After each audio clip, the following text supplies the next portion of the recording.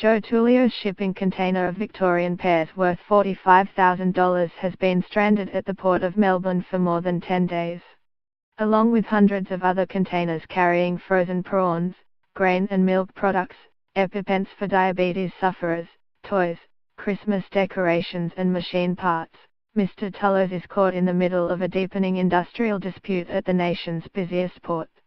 Mr. Tullio, Managing Director of Australia Fruits, fears he could lose all his money or have to heavily discount the produce which should have arrived in Indonesia by now.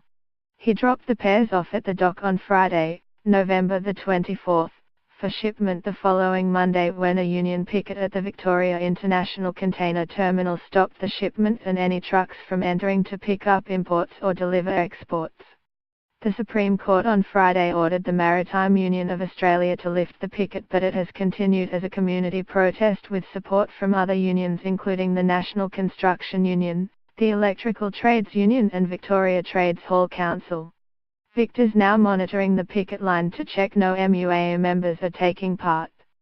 The Victoria International Container Terminal, which runs the first fully automated terminal in the country, has become the latest employer to face assertive campaigning from the trade union movement over what it claims are substandard wage agreements and violations of workplace rights.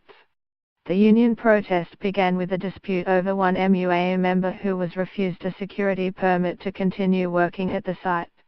It is also a protest against VICT's refusal to negotiate an industrial agreement at the highly automated terminal with the MUA.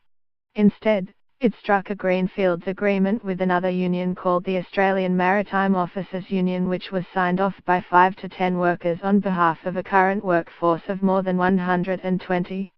The MUA claims workers are being underpaid, but VICT disputes this, saying typical earnings range from $140,000 to $160,000, topping out at $180,000. We reject the implication that making an agreement with the only employees we had at the time was somehow unfair or otherwise unacceptable, a company spokesman said. In the meantime, people like Mr. Tullio are caught in the middle of the dispute and they stand to lose a lot of money while it continues. It is a bit nerve-wracking when it's our money sitting there, Mr. Tullio said. The pears were put on the boat because of the union dispute. We can't even go in and retrieve our container. Dominic Jenkin, Chief Executive Officer of the Australian Horticultural Exporters Association, said he knew of several other containers of fresh produce being held up on the dock for more than 10 days. If and when Mr. Tullio's pears finally arrive in Indonesia, their value will be degraded. You can't hold perishable products indefinitely, Mr. Jenkins said. This disrupts the trading relationship and our reputation as Australian exporters. Russell Zimmerman, of the Australian Retailers Association, said the wharf dispute was threatening the delivery of retail products during the busy Christmas trading period. Our concern is that there are retailers who will be waiting for product, he said.